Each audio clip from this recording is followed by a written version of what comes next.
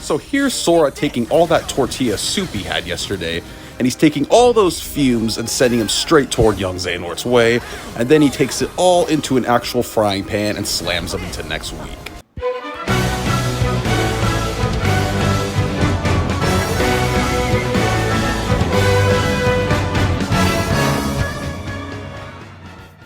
Hey, how's it going, guys?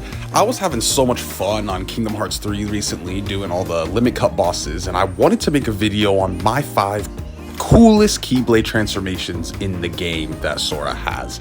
Sora's kit is pretty badass in Kingdom Hearts 3 in my opinion, and I gotta show off my 5 favorites. So at this 5th spot, it's going to be Crystal Snow, and I'm first going to look at the design real quick before I show off some combo gameplay. And I love the synergy of this Keyblade. It all looks like very stern. I just don't really like the flakes on the sides, but I love the little Olaf on the keychain, and the big icicle or the big snowflake up top is perfect. So with this Keyblade transformation, Sora got some tips from Wolverine and literally shoves 2 icicles on his hands as to make them claws. And I think that's really cool, especially how you could dodge and tickle the enemies basically and catch them out of their guard and they go into a stagger. It's super cool, and I also like the combo as well because it stays very flashy as well as being a good combo pretty much to keep enemies staggered. But that's not why I love this Keyblade. Look at this right here. Sora's gonna whoop up his ice skating boots that he used to do in 7th grade, and look at this. I love how he kicks and spins. It's so cool. It's like doing a dance, almost like on ice skates, and the combo actually stays very strong and keeps them staggered the entire way through. And then right here you see Sora's gonna just build his own Christmas tree of ice and slam it down on top of young Xehanort. We're gonna be bullying young Xehanort a lot in this video. So coming in at the number 4 spot, it's time to cook up some dinner with this Keyblade because it's the Grand Chef, and I love this Keyblade because it changes Sora's kit really good.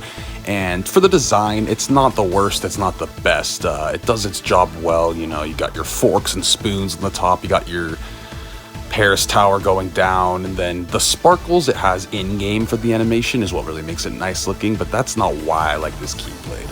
I like it because it changes Sora's kit into a shield, and if you're timing your blocks, you could suck in all the power of the enemy and shoot it right back at them, as well as giving you iframes during the entire thing.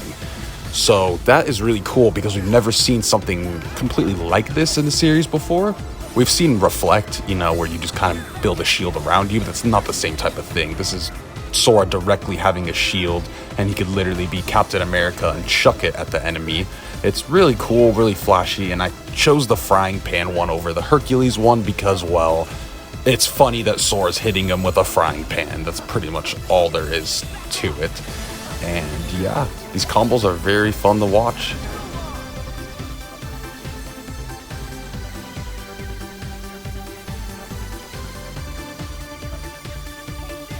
So here's Sora taking all that tortilla soup he had yesterday, and he's taking all those fumes and sending them straight toward young Xehanort's way, and then he takes it all into an actual frying pan and slams them into next week.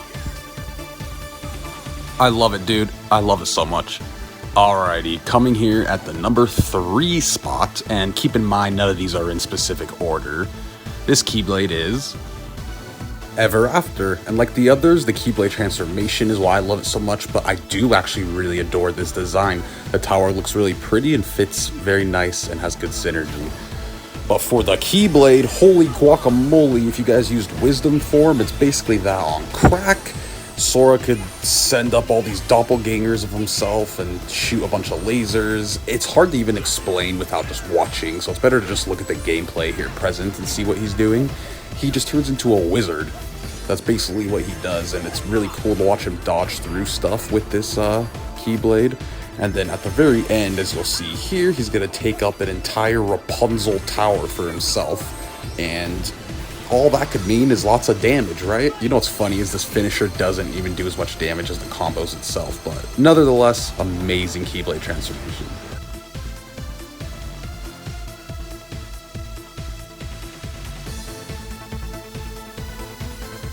One of my favorite spots on this list is the Pirates of the Caribbean Keyblade, and I love it so much just because that movie is dear to me, and I love the world itself, and I think they did a great job with the design of this Keyblade, making it seem, well, you know, from pirates.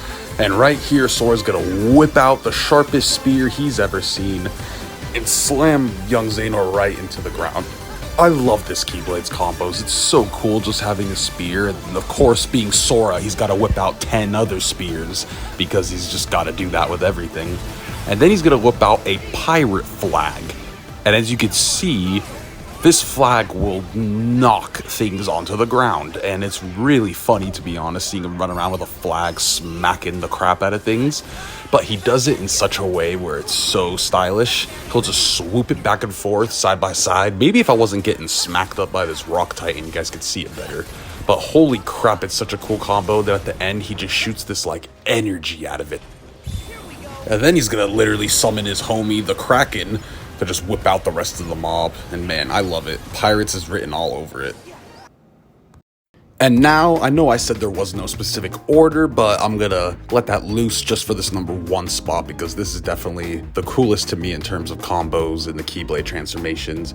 And that's Oathkeeper. And I know you're probably surprised I didn't choose Oblivion, but I chose Oathkeeper for the very last hit of the combo that I just love so much in light form. I'll show it off right here, but it's just so cool, and it reminds me of Roxas from KH2, and that nostalgia really helps. But yeah, he basically swings those 3 light pillars at the enemy, which I just find so cool.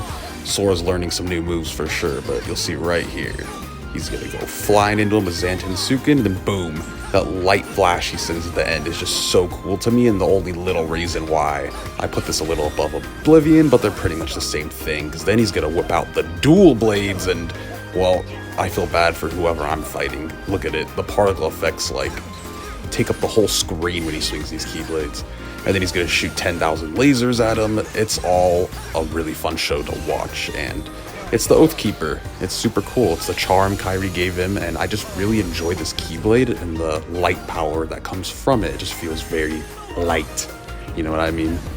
So I hope you guys enjoyed this video. I was just having a blast back on KH3, and it just inspired me to make this video, and I wanted to bring it to you guys. So let me know if you want to see more Kingdom Hearts content from me. You know, I'm all about a whole bunch of JRPGs on this channel, so whatever you guys want to see, let me know. Kingdom Hearts is obviously my favorite series of all time still, so anytime you guys want me to make videos on this game, I'm of course gonna oblige. But I hope you guys have a great day, and I hope you enjoyed the video. If you like it, please like it. If you disliked it, leave a dislike. Leave some comments. I love talking to people, and yeah, see you guys next time.